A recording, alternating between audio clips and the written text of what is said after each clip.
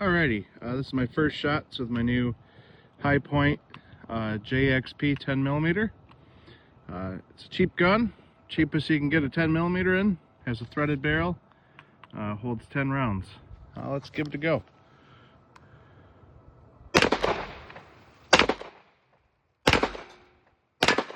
There we go.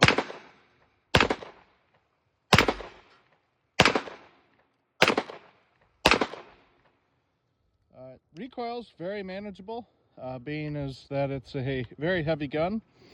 But yeah, everything functioned 100% there in that first mag. Yeah, I think I'm gonna do a little bit more shooting.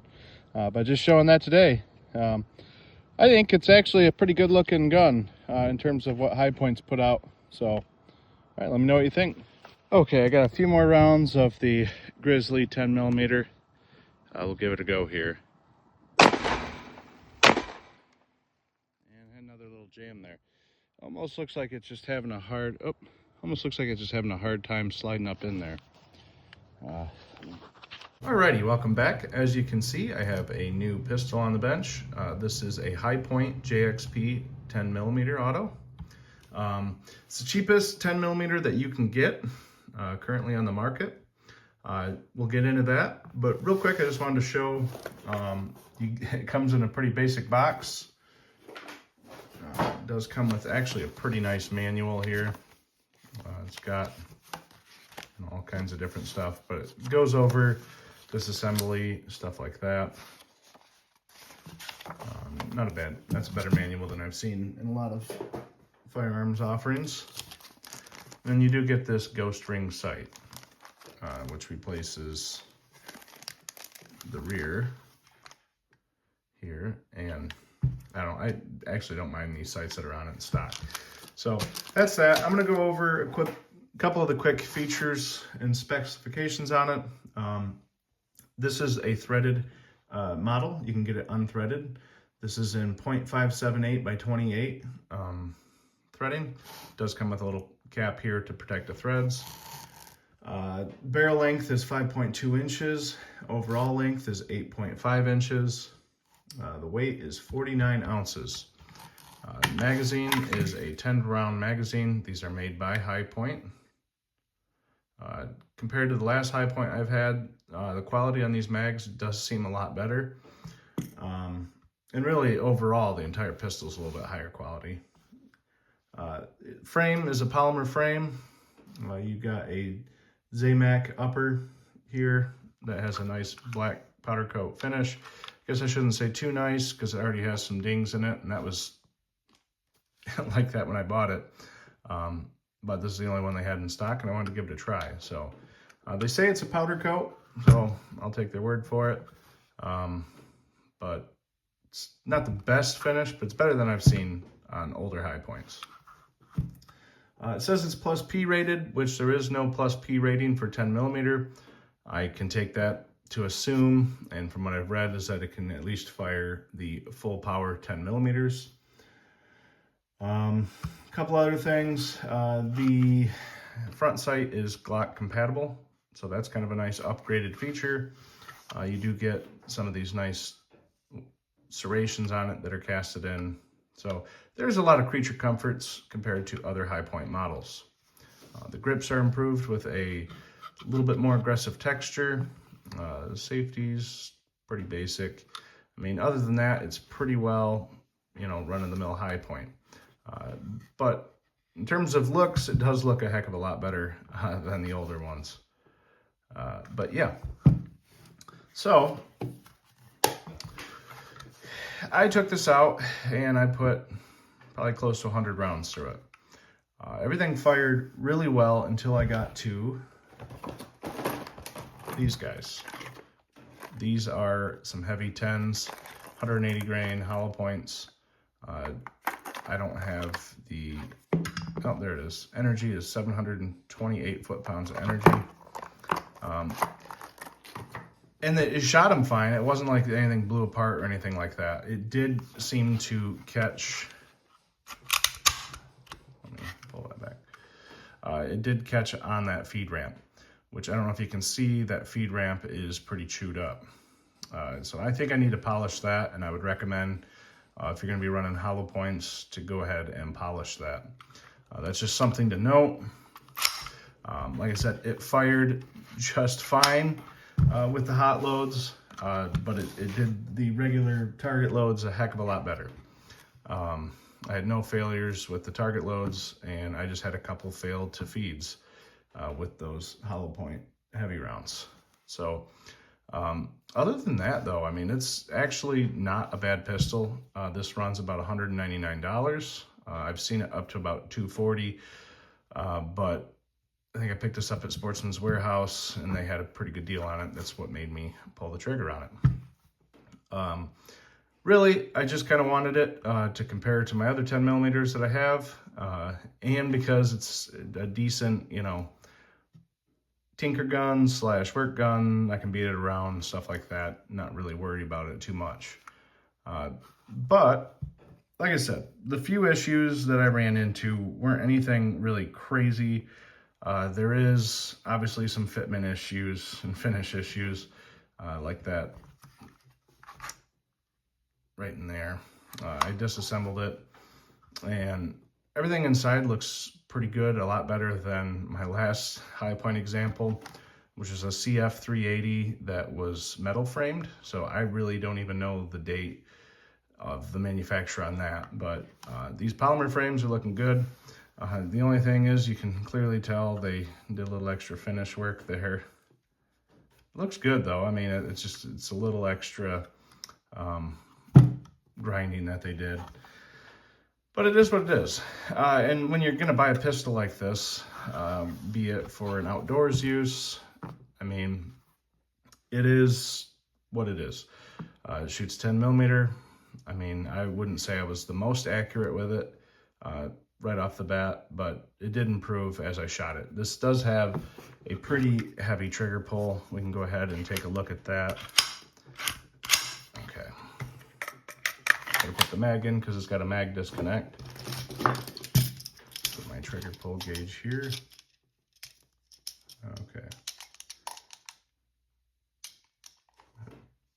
Oh.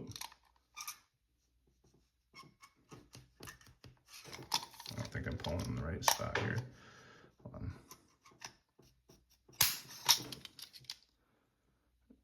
9 pounds. Let me try that again. It's wonky with that mag disconnect. It makes it a little harder to operate in terms of trying to do this. If you're just shooting it, it's not an issue. Let me get it right. Because I know, there we go. About 7 pounds. That's what I've got in the past, is around 6.5 to 7 pounds on the trigger pull. The 9 pound, I think I slipped up and got a little higher here. So it really depends on where you're going to pull at the trigger. If you're pulling, higher up on it, you're going to have a higher trigger pull or harder trigger pull than when you're actually down low where you got the pivot point and you can use that leverage. So another thing that I did note is you can see this is a spent case. Their chambers seem to be pretty wallowed out. You can see the deformation in the case. I don't know if you can see that. There it is. I don't think that this is going to be a cause for concern in terms of like blowing a round out, but this is worse than on a Glock for sure. And this is one of those heavy rounds. So there's just something to watch out for. I do think when I took this apart, there was a little bit of rattling with the round in the chamber. So obviously it is a little on the looser side. So, I mean, it is what it is. I don't know if that is every Hipoint JXP in the experience, but like I said, it worked. I think the biggest thing is I'm going to go ahead and polish that feed ramp. I think that'll help with reliability in terms of using those hollow points. And other than that, I mean, it's really not a bad looking pistol. I mean, is it beautiful? No. Does it look kind of like it kind of looks like a movie prop in a way, just because it's chunky. It is a hell of a slide, but everything moves decent. It's not super rattly. And it is cool that it does have the threaded barrel, giving you the options for muzzle brakes and stuff like that. If you do disassemble it, you do have to take this off. This is a fixed barreled gun, being that it is a blowback design. So it is something to note. But yeah, it goes on there. I didn't run into issues with this backing off. The threads are actually really nice on it. So yeah, I know. Let me know what your guys' thoughts are. I do think that hypothetically, if you were wanting a decent woods gun, that would work. I think with a little bit of work in terms of that feed ramp and stuff, I think it's possible. Kind of temper your expectations. I don't think that, if you're going to go into bear country, I don't know if I'd be 100% comfortable with this one yet. Maybe I'll revisit after I do some polishing on that feed ramp, just due to that really chattery machining in there. So, and it is what it is. I don't think this would be a poor choice. Is there better choices? Absolutely. The next tier up in terms of a 10 millimeter would be the TH10 by Taurus. I have not seen one or handled it really to know much about them. I think those are in the $400 range, give or take.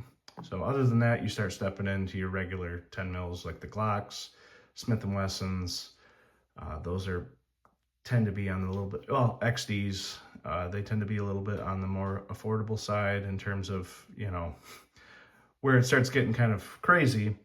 Then you step up into your SIG and your FNs, they tend to get upwards towards 800 or more. So comparatively, for $199, I mean, would this work? Absolutely, I think it would. It's just a thing that you're going to have to figure out and decide if this is going to be a reliable choice for you. Like I said, it shot the regular 10 millimeter fine. And I don't know if it was just the bullet design. I'm not sure what these bullets are. I could probably do some more research beyond the fact that they're just a hollow point, but maybe there's something there. Maybe if you're using some hard cast solid lead, you might not have any issues. So that'd be something I'd like to give a try. But yeah, it definitely would fit the need of, if you're going to go ahead and carry this and you're romping around in the woods and stuff, you really don't have to feel too concerned about banging this up, which I think serves in its own right as something decently serviceable. So I don't know. Let me know what you think. It's not, the prettiest gun, but in terms of high points, I think it is probably on the prettier side. I think this looks better than the new YC9, that's for sure. And that's not really hard to do. That's kind of an ugly gun. But holster fitment and stuff, there's not a ton of options out there, but any of your generic big auto holsters will work for it. It does suck that you do only get one magazine as well. But these do work with their carbine that they offer, which also is affordable. So at some point, I may want to get that carbine just for shits and giggles, so I can have a ready-to-go carbine pistol option on the table. But yeah, so I don't know. Let me know what you guys think. Do you have any bad experiences with these long-term? What do you think?